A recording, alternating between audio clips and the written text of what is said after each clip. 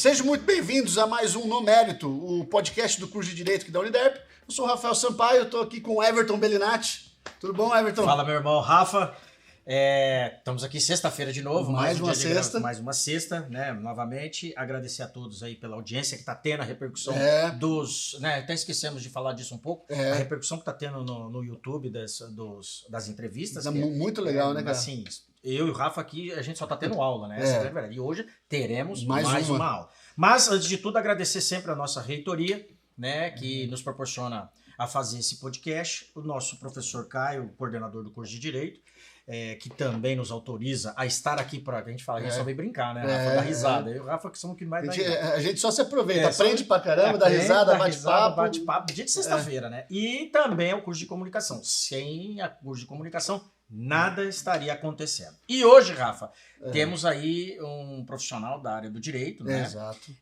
Doutor e especialista em recursos em segundo grau. Isso é uma coisa assim pontual, interessantíssimo, porque é o que eu falo, às vezes você vem perdendo o jogo até lá no tribunal, e perde no tribunal e vai para o STJ e ganha. Acontece? É isso que a gente vai saber, né, Rafa? É isso aí. E dentro dos leques, das várias possibilidades que a gente tem no direito, às vezes a gente não consegue visualizar que esse é um filão de mercado. Sim, trabalhar em segundo grau. Trabalhar só em segundo grau. Fazer sustentação oral, memoriais, apresentar a tese, como fazer o recurso. Na verdade, ensinar. E a gente está aberta sempre a ensinamentos. Exato. Né? Claro.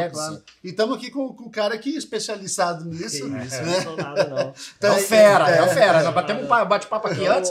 Já sentimos o negócio, né, Rafa? Elias Ques Rawane Júnior, meu amigo, está aqui. Obrigado por você ter cedido o seu tempo para trocar essa ideia com a gente e principalmente para passar essa sua experiência para os nossos alunos. Eu que agradeço também a Uniderp, né, por ter disponibilizado esse espaço e a gente poder ajudar até os próprios alunos. Eu acho que esse podcast ele é uma coisa, um bate-papo voltado para os alunos. E para a galera que está saindo da faculdade saber o que pode fazer para caminho. Porque quando a gente sai da faculdade de Direito, a gente fica muito perdido. A verdade é que não sabe nada, né? Exatamente. Há 10 anos eu estava começando a querer saber de exatamente. Eu lembro coisa. Quando eu tirei minha carteira do AB, durante a faculdade eu passei no AB, aí eu formei, um mês depois já tava com o AB na mão. E meu pai falou, você não é advogado, você é bacharel de carteira. Porque você ainda vai aprender, você vai pegar o jeito, porque de fato, assim, você fica muito perdido, é muita área. Você pode ser promotor delegado, juiz, advogado criminalista, no seu caso, advogado constitucionalista, advogado na área de direito civil. Você tem um leque gigantesco, que às vezes a menina sai da faculdade ali, putz, o que eu vou fazer na minha vida? Né?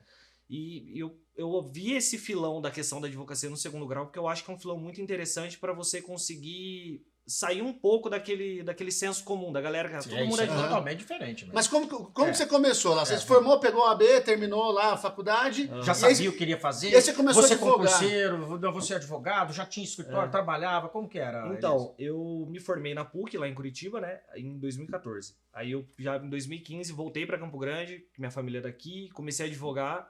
Aí advoguei 3 meses aqui, recebi um convite para advogar lá em Curitiba, voltei para lá, fiquei 2 anos e foi uma experiência, foi lá que eu tive o contato a primeira vez com os recursos, fazer agravo de instrumento, fazer apelação, fazer recurso especial, extraordinário, essas coisas e falei, putz, isso é legal de fazer. E eu via que muita gente tinha muita dificuldade na parte processual e não na parte material. Na parte material, todo mundo se vira ali, você vai, você tem um processo, né? Processo. Eu brinco com os guris na sala de aula. Falou, isso aí é corte e costura, né? Quer saber direito, é processo. Eu sempre falo, processo é fundação de casa. Não adianta nada você pegar e juntar 200 kg de tijolo assim reto, se não tiver uma fundação, vai cair aquilo ali tudo. Então o processo é fundação. E você percebia isso, inclusive, lá em Curitiba? Lá em Curitiba, principalmente lá. Aí eu voltei. Aí eu lembro que eu tinha 2 anos de advocacia nisso, aí comecei a trocar ideia com alguns advogados, conversar, e eu lembro que eu falei pro meu pai, até comentei com ele, falei, pai, eu vou fazer só recurso, que eu gosto, eu vejo que muito advogado tem dificuldade. Meu pai, você é maluco, você acha que ele vai contratar um guri e tal? E na época, assim... Mas de conhecimento, né? E na época, pai, né, querendo às vezes cuidar, assim, e eu lembro que eu comecei a fazer recurso de graça pros outros, eu fazia recurso, cobrava duzentão, cobrava R$150 pra fazer um recurso especial, porque eu queria mostrar o meu trabalho. Cara, o negócio começou a dar certo. Começou a dar certo. Eu comecei a ir pro tribunal e comecei a fazer bastante sustentação. E eu comecei a perceber que os embargadores já me conheciam. Porque... É o dia a dia. É o dia a dia. Eu tava lá sempre, enchendo o saco de todo mundo. E assim, com peças boas, com teses boas, o processo bom, a leitura boa, a escrita boa. E aí começou o negócio a dar certo. E aí eu falei, olha, tem um filão aí. Aí comecei, né? No início, você sabe, você é advogado há muito tempo, você rala. E não rala até hoje, né, Rafa? Eu lembro que no primeiro ano disso, isso é uma passagem muito legal que eu tenho, que eu lembro que eu fui no Café Mostarda com um amigo meu, e ele falou, pô, vamos pedir uma vodka. Eu olhei pra minha conta, tinha R$15. Eu falei, vodka, amigo. Tá dando uma água. Eu lembro que ele pagou uma vodka pra mim e falou, eu falei, meu Deus do céu, não tem dinheiro pra pagar uma vodka. Será que eu tô fazendo certo? E aí o negócio começou a caminhar, foi natural, assim, escritórios, advogados me ligando, eu brinco advogado para advogado, meu cliente é o advogado. Ele me liga e fala, ó, tô com problema assim, assim, assado. Beleza, vamos resolver. Porque advogar no recurso é aquilo que você falou. É você lutar você tá no 6º round da luta de boxe, já tomou um monte de porrada e você tentar recuperar ali e vamos pra cima. E foi nisso daí, foi caminhando, até que chegou agora. Eu tenho hoje, eu completo agora em janeiro 10 anos já como advogado e tô muito feliz nessa área. Dessas áreas, qual mais você atua, Elias? Eu faço muito a parte civil, né? Parte de direito civil, que aí pega o Tribunal de Justiça, pega empresarial, família, responsabilidade civil, consumidor. Esse talvez é o maior mercado seu. Junto com o trabalhista. TRT e TST também. Eu só não faço criminal porque... Isso que eu ia falar. Puta, vou fazer os meus recursos. Porra, né? Eu falei, cara, mas agora a gente faz, de vez em quando eu faço. Eu falei, cara, achei a cerejinha do bolo que tava faltando. Que eu tava precisando. Eu tava precisando pra me aposentar. E aí foi indo, cara. Fui fazer essa área que eu atuo mais. Assim. No início eu comecei só com civil, né? Com a parte de direito civil, enfim, todos os leques do direito civil, que é gigantesco. E aí fui pro trabalhista e hoje também faço os dois. Atuo nessa área de 2º grau, STJ, STF, TST. E qual que é o conhecimento, talvez, específico que você tem que ter para se especializar nessa área? Porque é o seguinte, a gente vê que Brasília, né, STJ, STF, a gente tem um monte de súmula, tem uma formalidade gigantesca ali. Vou até fazer uma adendo. A dificuldade que tem até livros sobre regimentos internos no Brasil. É ou não é? Tá certo. Saber regimento interno. Eu vou te falar porque, como a gente atua também muito em 2º grau e tem muito crime que tem prerrogativa de função dentro do STJ ou dentro do STF, eu até pensei com o meu sócio falar assim, cara, vamos escrever um livro sobre regimento interno. Porque não tem é do ED, como é que você faz para ir para a corte especial? Como é que você faz para colocar no plenário? Saber a composição das turmas, saber a composição das câmaras, saber a composição das sessões, saber que seu recurso no STJ ele vai para uma sessão de direito privado, vai para uma turma de direito privado, enfim. Saber essas coisas, elas são muito interessantes para você conseguir saber aonde você vai atuar, com quem você vai atuar, como você vai atuar. Porque às vezes o cara protocola um recurso e ele não sabe para que câmara vai. Você sabe. Aqui no TJ, quantas câmaras você pega criminais? No livro, Rafa, vai lá na parte de recurso. Você dá aula disso. Você fala, não. O que está mais dedicado ao processo penal nos livros do processo penal é competência e provas. Competência e prova. É isso mesmo. Vê nulidades. Nulidade fala ali, né? Mas o que é nulidade? Relativa e absoluta. Você tem que ir lá no trás do processo civil, que é mais difícil ainda, que não tem nada a ver com o processo penal, que é público aqui, você trata privado como público. Enfim, então, cara, isso aí você falar, Elias, é fenomenal. Você saber regimento interno e principalmente, pra mim, assim, a molecada de hoje, ela gosta de estudar muito direito material. Todo mundo quer ir pro crime. Porque todo mundo quer ir. Tem 2 baita professores de direito penal, aí vocês ficam aí cativando, paquerando a turma na orelha aí, metendo, isso aqui é homicídio e tal. Ninguém quer ir pro constitucional, ninguém quer ir pro civil, ninguém quer ir pra nada. Todo mundo quer ir pro criminal. Aí o cara chega lá no criminal, um molecão novo, tal, não, sou advogado agora, vou pra delegacia. Aí já toma um pau na delegacia, o escrivão grita com ele, o mirim grita com ele, o delegado, todo mundo grita com ele. Ele, meu Deus, não é assim. Aí ele vai pro tribunal, aí ele vai sem se preparar, sem saber com quem ele tá falando. Aí ele faz memoriais, vai fazer memoriais de 20 folhas. Meu amigo, o desembargador pega aquilo, valeu, fera, joga no lixo, eu não vou ler, eu tenho 5.000 processos no meu gabinete, meu amigo. Memoriais, 2 folhas. Essas pequenas coisas que vão trazendo para você esse know-how para você saber como advogar nos tribunais. E aí, o que acontece? Aí o moleque pega, passa tudo isso, a menina passa por tudo isso, desiste, fala, cara, vou fazer concurso. Tô tomando pau. Se você souber como atuar, você sabe, você é advogado criminalista. Quantas vezes você já tomou pau no início em delegacia? É o que mais acontece. De gente não respeitando prerrogativa, de gente não respeitando seus direitos constitucionais de acesso ao inquérito. Eu já passei por isso, eu já fui na delegacia, já cheguei lá. Não, você chega aqui 1 hora antes, a gente dá um inquérito pra você ler. Súmula vinculante a 15, né? 14. Súmula vinculante 14, que eu tenho direito a acesso 5 dias antes. Cadê? Você quer que eu leia 600 páginas, 500 páginas de inquérito 1 hora antes? Pelo amor de Deus. E aí, isso que vai desestimulando. Então, se você souber essas coisas de regimento interno, que câmara que você vai, que turma que você vai, como que você faz, com quem que você vai falar. Acho que você tem até a visão, Elias, acho que vamos passar aqui para os alunos, até a visão pessoal mesmo de cada desembargador. Sim, o horário que ele gosta de receber, se ele não é muito acessível, porque tem isso, deveria, mas não é muito acessível, às vezes a gente sabe disso. Né? Até esses dias eu vi uma placa até no site que eu sigo de advogados criminalistas, que o juiz tinha colocado na comarca, advogado, seja bem-vindo, se quiser falar com o juiz, tipo assim, a grosso modo, quiser falar com o juiz, está à disposição, de horário tal, tinha uma plaquinha. Que, tipo assim, então, nossa, né? Então, assim, é que a gente sabe, é um servidor público, né? Eu até brinquei, vou lá para despachar com o desembargador, com o ministro, ou com... agora que eu tô com esses caras falando muito, aí você fala assim... Pô, mas como é que você faz, professor? Não, eu trato ele como se fosse amigo meu mesmo, ele não sendo. Né? Então, assim, mas saber como que é isso também. Então, exatamente, eu sempre faço essa análise. Hoje, por exemplo, eu vou entregar memoriais no tribunal. Já fiz os memoriais, 2 folhinhas. Fiz aí a questão, muita gente cai, saber como fazer a sustentação oral. Fiz a inscrição pelo e-mail, mandei no e-mail da Câmara Civil que eu vou fazer a inscrição, quero me inscrever, fazer a sustentação oral no dia tal. E aí eu faço essa análise, eu olho, esse desembargador aqui, eu já fui umas 3, 4 vezes com ele, ele é mais... o cara mais fechado, então isso. Eu sou, esse aqui é mais tranquilo, mais formal, conversar, menos. Esse aqui dá pra conversar, esse aqui dá pra trocar uma ideia, esse aqui é um cara que pergunta pra caramba, que nem audiência. Às vezes você sabe com que juíza você vai lidar, você olha, esse daqui pergunta coisa pra caramba, é bom eu vir preparado pra audiência, que ela vai me pegar na curva, se eu tentar dar uma desperta aqui, ela vai me pegar na curva. E a mesma coisa na hora que você vai entregar memoriais, você sente o desembargador, você vê. E isso é do ser humano. A gente esquece que juiz, desembargador e ministro é ser humano, cara. Às vezes o cara brigou com a mulher, às vezes o cara tá com o filho doente. Você não sabe. Então você tem que ter esse feeling. Tem a formalidade, até o limite que você pode ir. Você tem que ter esse feeling. Às vezes eu vou conversar com o desembargador, doutor Elias, vem cá, senta aqui, por favor, tal, não sei o quê. Não, lê os memoriais, pergunta coisa, isso daqui e tal. O cara tá bacana. Mas às vezes o mesmo desembargador, o cara tá num dia ruim. Doutor Elias, tudo bom? Pô, já sinto ali. Sim. Tá aqui. Mesma coisa em sustentação. Eu vou fazer sustentação oral. Cara, eu já olho todos eles. E eu já vejo quem tá prestando atenção em mim ou não.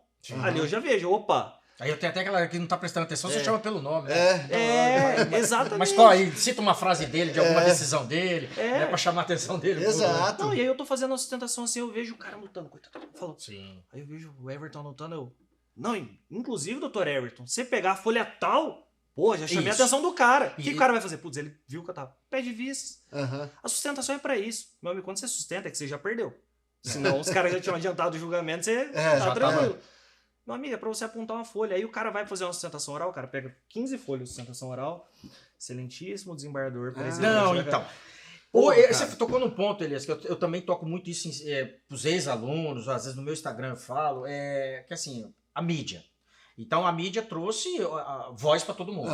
E aí os meninos têm que fazer às vezes a sustentação oral, mas usa aquilo como se fosse um portfólio dele. Aquele advogado do Supremo que citou o Pequeno Príncipe, falou o autor errado. Porra, cara. Vai preparado, o Brasil tá te vendo. Eu vi uma até... Bata na parte técnica. No STJ, o cara fez a sustentação oral, eu tenho até num slide de aula, e ele deu uma aula de filosofia. No tempo que ele podia. Faltou 1 minuto, aí ele falou da tese. Que eu vi que o desembargador deu uma... Aí acho que não sei se era desembargador, acho que era desembargador, verdade. Num tribunal. Aí falou, não, doutor, olha, a aula de filosofia foi maravilhosa.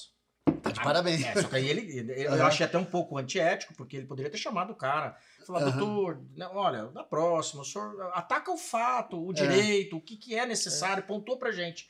E ele expôs o cara. Falou, agora seu cliente fica a desejar com a sua... Né? Então, assim, você acaba atrapalhando o seu cliente, ele deu uma chamada. Principalmente no direito penal, a gente fala de uma espetacularização que teve. Isso, Por quê? Então isso que eu queria falar. E aí a questão que eu pego, pra mim, e eu sempre bati, sempre escrevi sobre isso. Inclusive, acho que o ministro Barroso ele tem uma tese nesse sentido. O Supremo Tribunal Federal não deveria ser uma corte criminal. Se transformou em uma. Se transformou em uma corte criminal. E isso causa isso causa uma espetacularização, porque geralmente o cara que tá no Supremo geralmente é um figurão, aí o advogado quer chamar atenção, aí quer dar entrevista, e o juiz quer... Isso não é lugar, ali não é o local adequado. Ali é para você pegar o fato, analisar o fato, fazer uma subsunção com a norma, com a jurisprudência, com a súmula e aplicar o caso concreto. Sempre é o caso de sustentação oral. Eu mesmo já tive mas por que eu vou fazer sustentação oral? Fui lá, fiz os memoriais, conversei com o desembargador, entendeu, eu já sei o que está acontecendo no sentido. Você já tem uma prévia. E aí falar, não vou fazer. E ter sucesso. Né? Então, assim, nem sempre a sustentação oral é necessária. Tem que deixar isso, né, também. Eu sempre gosto. Você abarrota os tribunais. Exato, porque aí o cara vai fazer uma sustentação oral para mostrar pro cliente dele, então, tô aqui, aí fotinho no Instagram. Isso. E eu vou fazer o meia-culpa. Eu já fui esse guri lá atrás. Não, só que o problema é que eu acho que todo mundo tem que fazer por experiência. Só que tem uma hora que você começa a encher o saco dos próprios caras. Pô, você veio sustentar isso aqui, é tese já mais do que pacificada. Então não é o Everton falando. Não, assim, é bom a gente trazer alguém que fale. Que seja o Everton, professor chato, ele tá já velho, ele já tá... Entendeu? E não é. Porque assim, nem sempre é necessário. Eu acho que tem que fazer. Eu acho que é bom pra carreira, eu acho que é bom por experiência, mas você tem que analisar cada caso, a necessidade. A sustentação, ela é para um ponto X. Pra mim é o principal. Uma sustentação não pode durar mais que 5, 7 minutos. É o que eu falo. Você tem 10, mas não precisa usar os 10. Você tem um cliente seu, aí vamos supor que na dosimetria da pena ele aplicou um negócio errado contra uma a dosimetria. É a dosimetria ali, ó. Excelência, eu queria apontar aqui na folha 237, na sentença, na folha 8 da sentença. Isso. E quando ele fez a dosimetria da pena dele, olha, ele pegou na primeira fase e aplicou isso, na segunda fase também aplicou isso. Isso daqui se insere na súmula tal, isso aqui tá comprovado. É só vocês pegarem. Excelência, aqui peço então o Vênia para fazer uma leitura da sentença rapidinho. Pronto. Acabou. Você já abriu o olho do cara, às vezes o cara não viu. Porque, novamente, não é defendendo o juiz, não. Juiz, desembargador e ministro é ser humano. Sim, ser humano. O cara erra, o cara acerta, passa batido. E assim funciona. O volume de coisas que essas pessoas trabalham o tempo todo, a gente tem que entender. A gente critica porque tem que ser rápido, tem que ser justo, tem que ser sério, beleza. Mas a gente tem que entender que o volume de coisas é muito grande. Às vezes não tem uma estrutura adequada para tudo isso. Então, o nosso desafio é ser lido e ser ouvido. Pô, o cara não tem meia hora para você, cara. Não. Pelo amor de Deus, é 7 minutos. 7 minutos. O cara não vai ler 20 folhas, o cara vai ler 2, 3 ali. É o tempo de cumprimentar e atacar o objetivo. É isso, que aí você objetivo, vai direto ao ponto, você toca naquilo que você realmente quer, você não fica floreando, porque o resto eles já sabem. Eu fiz uma sustentação oral, uma vez, era um HC, foi o único HC que eu sustentei, inclusive, diga-se de passagem. Não, fiz 2, eu fiz um no STJ e um aqui no TJMS, aí tinha um advogado antes de mim. Cara, ele ficou, e eu calculei, eu olhei no relógio, ele ficou 5 minutos cumprimentando e falando da honra dele em estar no tribunal. Então, aí, ó. Pô, o desembargador, você tem que entender uma coisa, o juiz, o ministro. Pega um cara que é juiz, que vai pro interior, pra Pedro Gomes, vamos dar um exemplo. Esse cara chega lá, parabéns, doutor, excelência, é juiz agora. Aí o cara senta lá, vê um negócio de 5 mil processos, aí ele, vou fazer sentença até morrer. Faz 40, 50, 60 minutos, 50 sentenças. Cara, ele dá um F5 no sistema dele, já tem mais 50, pra sentenciar. É assim, e o cara trabalha no limite hoje, tem um CNJ que cobra muita eficácia, eficiência, não, tem que bater meta, número. Então a gente tem que entender que o cara é um ser humano. Você tem que ter esse feeling. Pô, você entrega memoriais bastante. Cara, a entrega no memoriais, ela é fundamental pra você sentir o cara. Sim. Sentir o cara. Não é que eu vou perguntar, excelência, eu ganhei ou perdi, não. Sentir o cara, ver ele lendo. Ali você já sente, putz, esse cara. Se ele fizer uma pergunta pra você... Aí é a deixa sua. É a deixa. É a deixa. Eu sempre sou assim. Opa, tem dúvida. Você só leu memoriais ou só entregou. Não, só entregou, é uma situação. Não, senta aí. Quando fala senta aí e já quer te escutar, abriu voz, te deu o direito do contraditório e da ampla defesa. Eu sempre falo isso. E aí a oportunidade de você, poxa, mas então, né? Começa a conversa fiada. Não, objetivo, ponto. Atacou. Se ele disso aí tiver uma indagação, pronto, a pulga tá atrás da orelha. Eu sempre falo, advogado, ainda mais na área criminal, não é absolvição.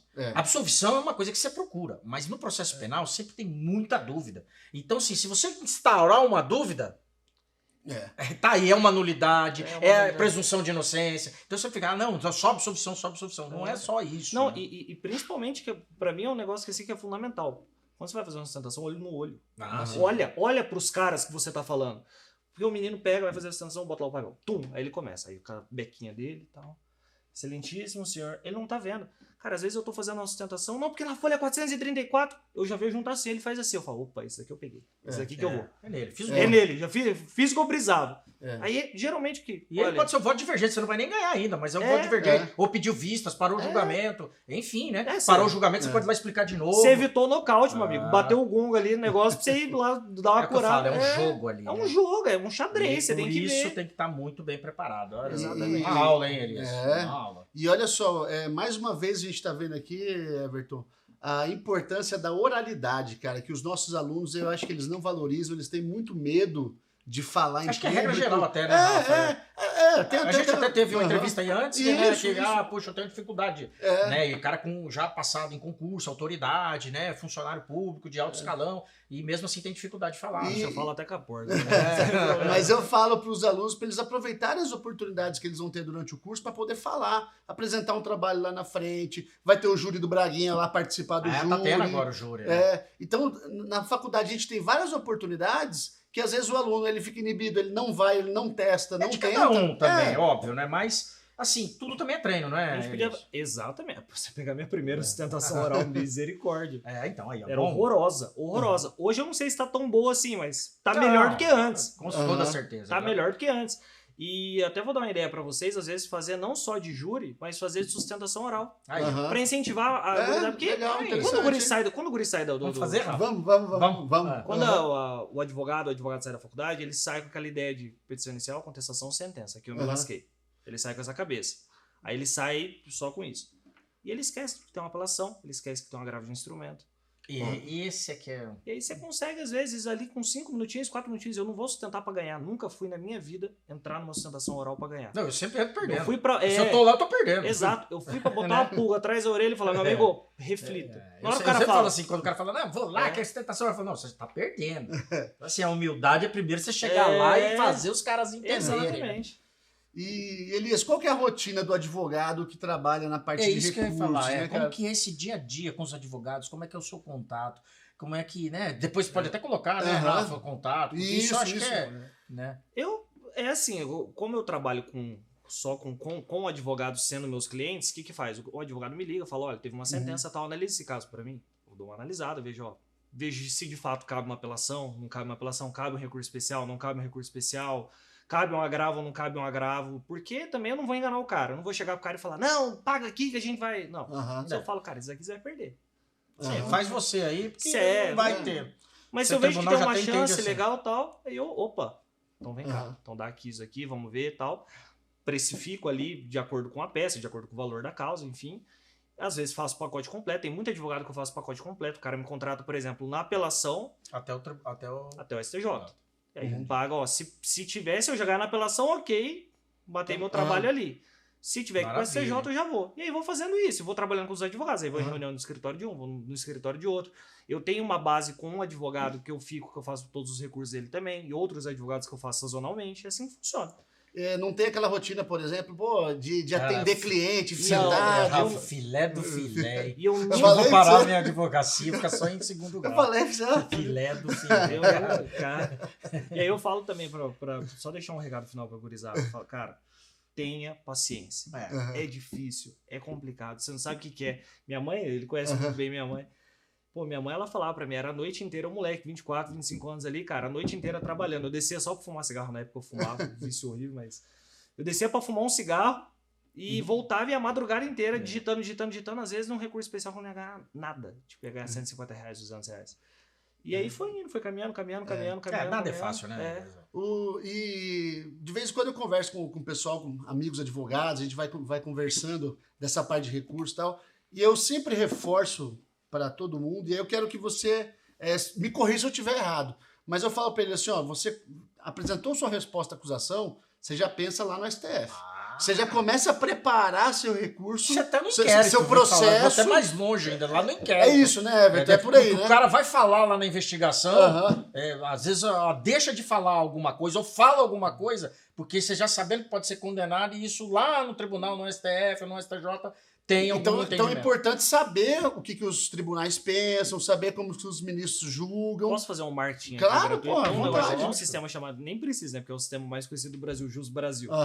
Eu falo pra minha mulher que eu deixo de pagar meu plano de saúde, mas eu não deixo de pagar meu Jus Brasil. Porque o Jus Brasil tá ali tudo. Então, por exemplo, eu tenho um caso de, sei lá, desconsideração da personalidade jurídica. Em cadeia, um cara que pediu uma desconsideração da desconsideração. Eu digito ali, cara, parece um monte de caso. Eu vou ler o voto do cara. O voto faz... Leia o voto, eu falo pra molecada. Leia o voto, pelo amor de Deus. O voto faz às vezes sua peça. Exato. Porque o cara pega, a advogada lá pega a ementa. Não, meu amor, a ementa tá só o resumo. Aquilo ali é só um resuminho. Vai pegar e aprofunda, lê o voto que você vai entender o caso. vai entender como é que o cara Não, pensa. eu voto o cara traz tratados internacionais, a Constituição, a lei federal, ele vai trazer o histórico. Eu né? já peguei caso do cara juntar a ementa tava diferente do voto. Aí eu citava, excelência, inclusive ele citou essa ementa aqui e tal, mas essa ementa não tá dizendo bem o que ela quis dizer não, porque no voto do desembargador relator tá aqui, ó, totalmente contrário ao que ele tá falando. Olha, caramba. Porque às vezes a ementa, ela, cara, causa uma dupla interpretação. Opa! Sim. Ela é muito objetiva É ali, muito objetivo, né? A e B, acabou. Os trechinhos compilados ali, né? E o voto quis dizer outra coisa. Aham. Isso daí é...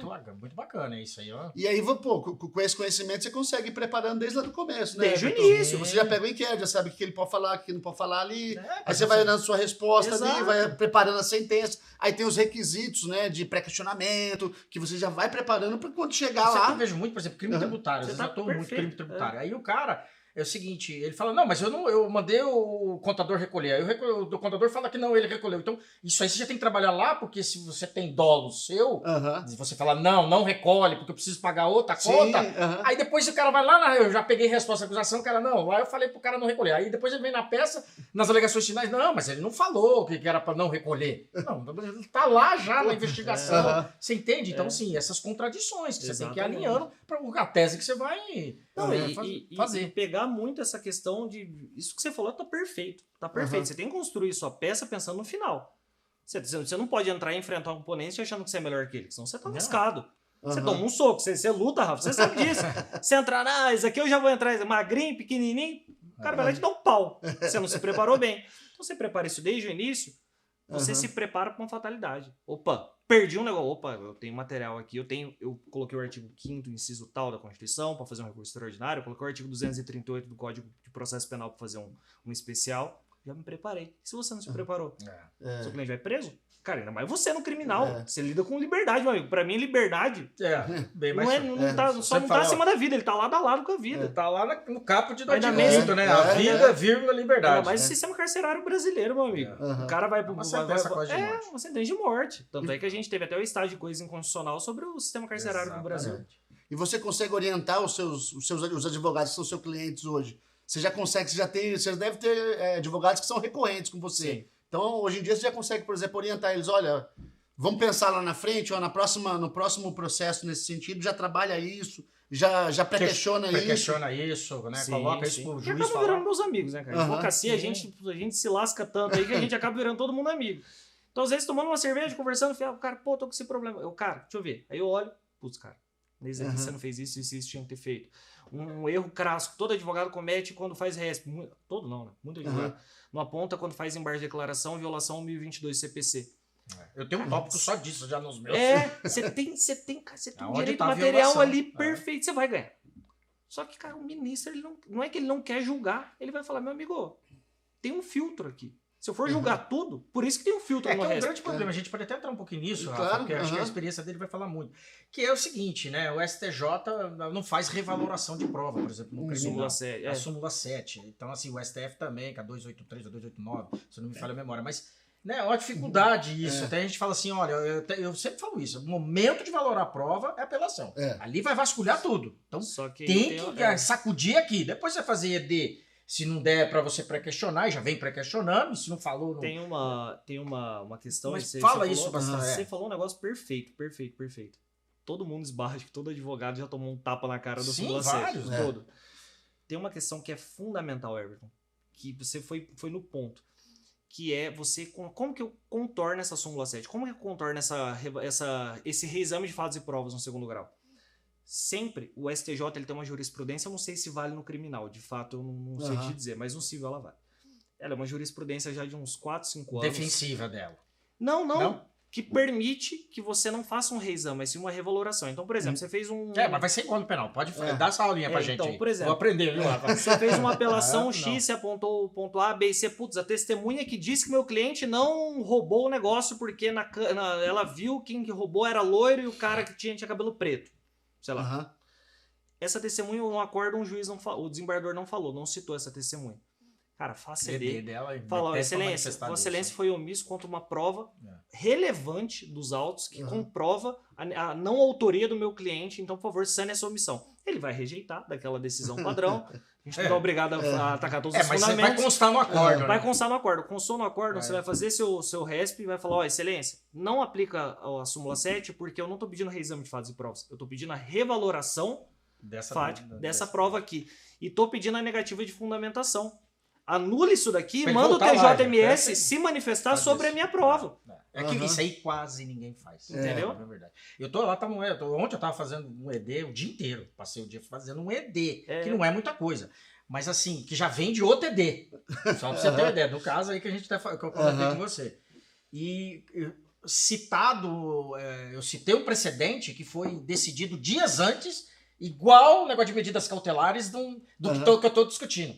E o ministro do STF, não vou dar nome, mas não manifestou. Então, assim, você vê a dificuldade, né? Tá aqui o precedente. E lá no Supremo. A gente tá no Supremo, a gente tá na Corte Constitucional, a mais alta corte do país. Aqui o precedente, tá aqui igual que você deu dias antes da decisão. Dias antes. Caramba. Tá igualzinho. Contemporaneidade, ausência de adequação, ausência de necessidade. E assim, e de fatos mais ainda distantes, sabe? Fatos mais distantes. Eu falei, e o meu é mais distante ainda e você não quis, né? Então, tem um artigo...